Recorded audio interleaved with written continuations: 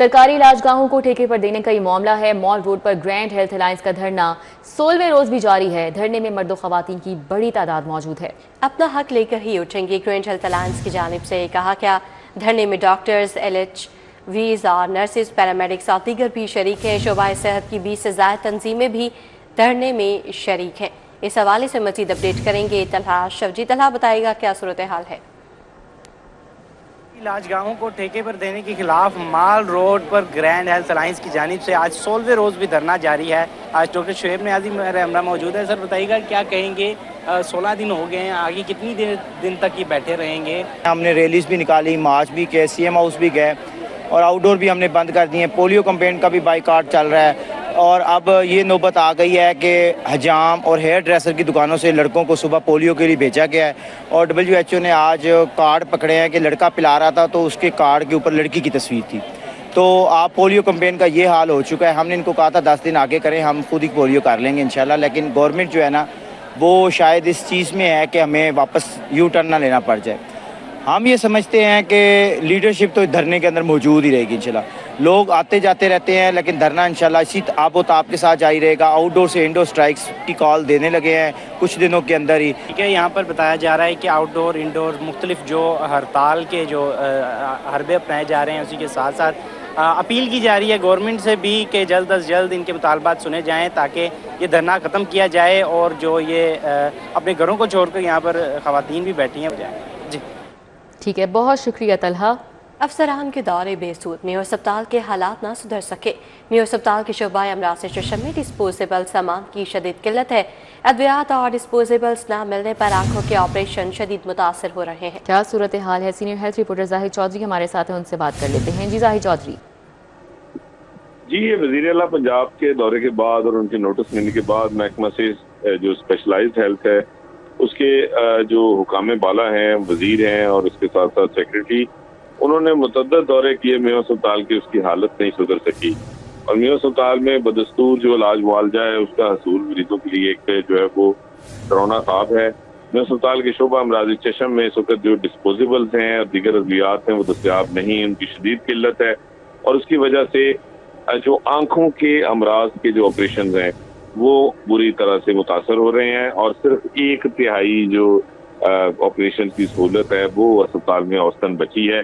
रोजाना 70 से ज़ायद ऑपरेशन होते थे मेयर अस्पताल के शोबा अमराज चशम में और इस वक्त जो है वो इनकी जो तादाद है ऑपरेशन की वो सिर्फ अब 20 तक रह गई है और इसमें बतदरीज कमी आ रही है क्योंकि डिस्पोजेबल्स में असर नहीं है, अद्वियात में असर नहीं है। मरीज जो है वो आते हैं और जब सामान में असर ना हो उनके ऑपरेशन मुलतवी किए जा रहे हैं जिससे ना सिर्फ मरीज परेशान है बल्कि मरीज जो है वो बाजार से जो कि अद्वियात लाने पर वज़ीर आला के दौरे के बाद जो है वो पाबंदी आयद कर रखी है महकमा स्पेशलाइज्ड हेल्थ ने और मरीजों से भी अद्वियात नहीं मंगवाई जा रही, अस्पताल में भी दस्तयाब नहीं है और इसका सारा खमियाजा जो है वो मरीजों को भुगतना पड़ रहा है क्योंकि ऑपरेशन भी नहीं हो पा रहे और ये तमाम तर जो दौरे पैदल पे वजीर और सेक्रेटरी स्पेशलाइज्ड हेल्थ ने किए थे उसके बावजूद सूरत हाल पहले से ज्यादा संगीन हो गई। जी जाहिद चौधरी तफसीलन आगाह कर रहे थे, आपका बहुत शुक्रिया। महकमा ज़राअत शोबा वाटर मैनेजमेंट के मुलाजमीन का नौकरियों से निकाले जाने पर एहतजाज। प्रेस क्लब में एहतजाज के दौरान मुजाहिरीन की हुकूमत मुखालिफ नारेबाजी। सुबह से कोई हुकूमती वक्त मुज़ाकरात के लिए नहीं आया। मुजाहिरीन की जानिब से कहा कि उन्होंने मजीद कहा कि अगर नौकरियों पर बहाल ना किया गया तो मुस्तकिल धरना देंगे। इस हवाले से अपडेट करेंगे अबू बकर शेख। जी अबू बकर।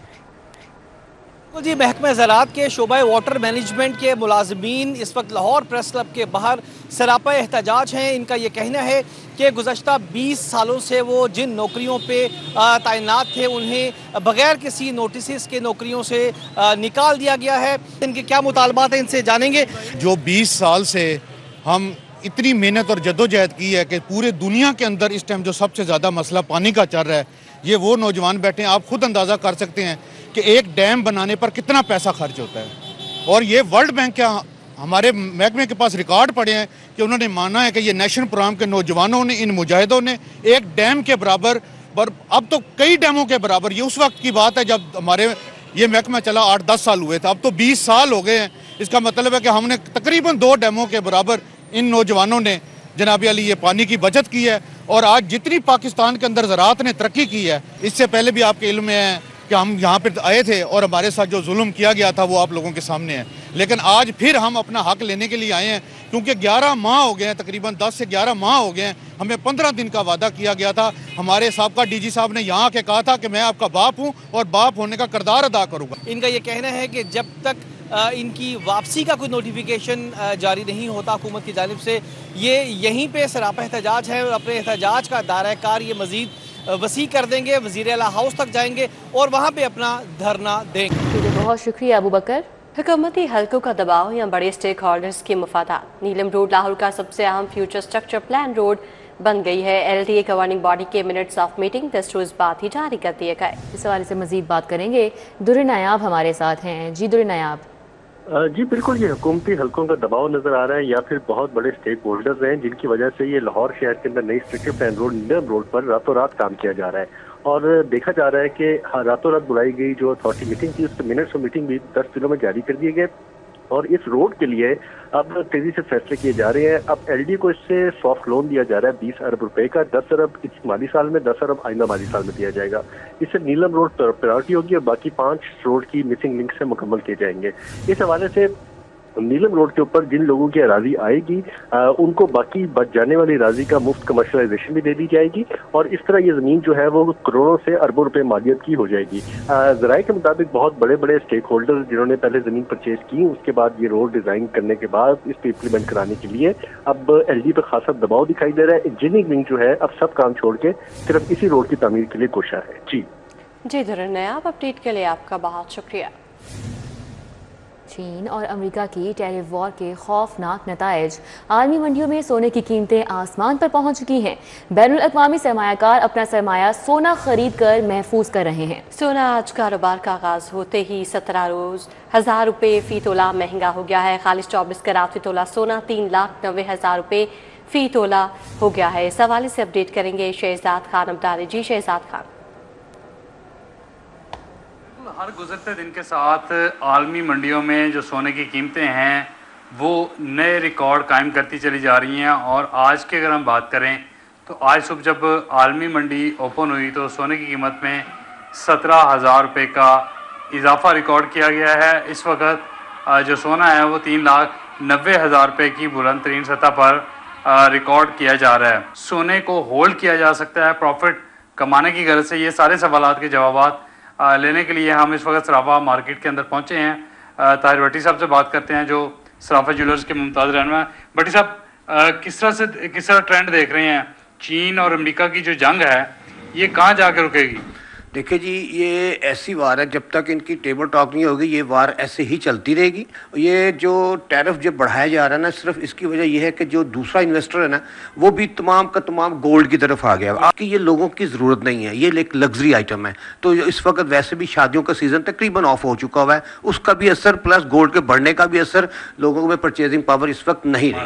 बिल्कुल जी, जो सोने की कीमतें आप देख रहे हैं आलमी सतह पर एक बोंचाल आ गया है। कभी इस तरह से नहीं हुआ कि एक एक दिन के अंदर 15-15, 20-20 हज़ार रुपये कीमतें बढ़ें और ये जो बोंचाल है ये दो बड़े हाथियों की लड़ाई यानी चीन और अमेरिका जो माशी। ठीक है शहजाद, बहुत शुक्रिया। अब आपको बताएं कि डिस्ट्रिक्ट एंड सेशन जज कैसर नज़ीर भट्ट की खदमात पंजाब हुकूमत के सपोर्ट कर दी गई हैं। सेशन जज कैसर नज़ीर भट्ट स्पेशल जज एंटी करप्शन कोर्ट फैसलाबाद तैनात कर दिए गए हैं। मजीद बात कर लेते हैं मलिक अशरफ से। जी मलिक अशरफ।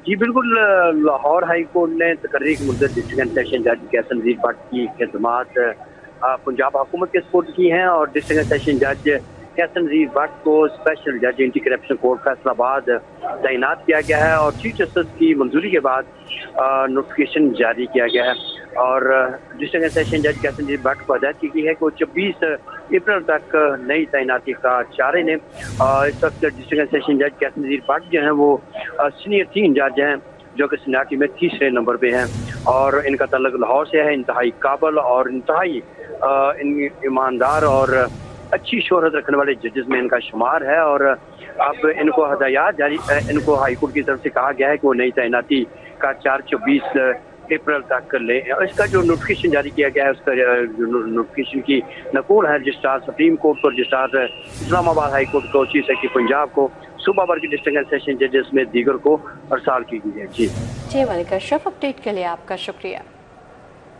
अब आपको बताएं, आईजी पंजाब ने डीपीओ समेत 10 अफसरान के तकर्रो तबादले कर दिए हैं। हसन इकबाल को डीपीओ बहावलपुर तैनात किया गया है और मोहम्मद अफजल को डीपीओ बिहाड़ी तैनात कर दिया गया। इरफान अली समूह डीपीओ रहीम यार खान तैनात, मोहम्मद अजमल को डीपीओ मियावाली तैनात किया गया, जबकि अली बिन तारिक को डीपीओ लोधरा, रिजवान उमर गोंदल को एआईजी प्रोक्योरमेंट तैनात किया गया। एआईजी प्रोक्योरमेंट करार हैदर शाह सीपीओ तैनात कर दिए गए हैं। अख्तर फारूक को SSP telecommunication Punjab Lahore तैनात कर दिया गया है। कामरान मुमताज़ को SSP admin investigations Punjab Lahore तैनात कर दिया गया है। नासिर महमूद बादशाह को एसएसपी इन्वेस्टिगेशंस फैसलाबाद तैनात कर दिया गया है। आपको बताएं, 7 साला बच्ची को जिनसी हिरासत करने का ये मामला है। खुसूसी अदालत के जज रफाकत अली कमर ने केस की समाअत की। घरेलू मुलाजमा जमीला को 14 साल कैद और 10 लाख जुर्माने की सजा। अदालत ने मुलजिमा को हुक्म दिया कि वो 1 लाख रुपए बच्ची को मुआवजा अदा करे। समाअत का तफसीली अहवाल बताएंगे शाहीन अतीक। जी शाहीन अतीक। जी, एडिशनल सेशन जज रफाकत अली कमर ने 7 साला बच्ची को जिनसी निशाना बनाने, उसकी वीडियो बनाने के इल्ज़ाम में जो उनकी घर की मुलाजमा थी जमीला, उसको जुर्म साबित होने के ऊपर 14 साल कैद और 10 लाख रुपए जुर्माने की जो है वो सज़ा दी है। अदालत ने अपने हुक्म में लिखा है कि 1 लाख रुपये मुआवजा जो है वो बच्ची के वसा को जो है वो भी अदा जो है वो किया जाए। अदालत ने इस केस में जो दूसरी मुलाजमा अरूज थी उसको जो है वो शक का फ़ायदा देकर बरी कर दिया। 2024 में वुमेन पुलिस ने अदालत में जो है वो चलान जो है वो पेश किया था। आयशा तुफैल जो प्रोसिक्यूटर है उन्होंने जो है 9 गवाह जो है वो पेश किए। अदालत में जो केस पेश किया गया था उसकी मुद्दइया ज़हरा बीबी थी, वालदा, जिसने इन दोनों मुलाजमा जो रखी हुई थी उनके ख़िलाफ़ जो है वो पर्चा दर्ज करवाया था। उन्होंने कहा था कि इन दोनों ने जो है वो हमारी अदम मौजूदगी में बच्ची को जिनसी निशाना बनाया और इसकी वीडियो बनाते रहे, जिसकी वजह से बच्ची हरासा रही और वो किसी से बात नहीं करती थी। बाद में जब हमने उनके मोबाइल को चेक किया तो मालूम हुआ कि ये वीडियो जो है वो सामने आई जो अदालत में पेश की जा रही है। अदालत ने जुर्म साबित होने पर जो जमीला थी उसको जो है वो हटा दिया। जी ठीक है, बहुत शुक्रिया शाहीन अतीक।